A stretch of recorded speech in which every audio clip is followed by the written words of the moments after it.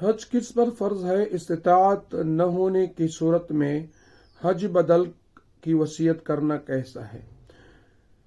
جواب: واضح رہے کہ کسی عاقل بالغ مسلمان شخص کے پاس قرضے کی رقم منہا کرنے کے بعد اگر اتنی رقم موجود رہے جس سے زندگی میں ایک بار مکہ مکرمہ تک آنے جانے کے سفر اور وہاں پر کھانے پینے رہنے اور قربانی وغیرہ کے خرچہ اور اہل و عیال کے لیے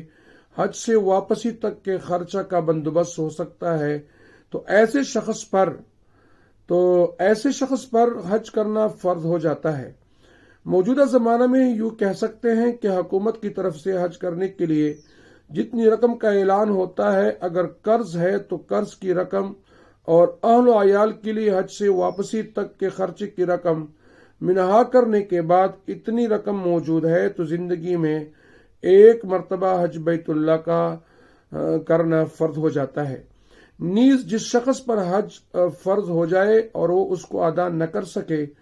تو اس پر حج بدل کی وصیت کرنا لازم ہوگا، لیکن اگر کسی شخص پر استطاعت نہ ہونے کی وجہ سے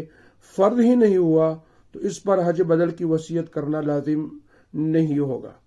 عورت کی ملکیت میں مال ہونے کی وجہ سے شوہر پر حج فرض نہیں ہوگا، البتہ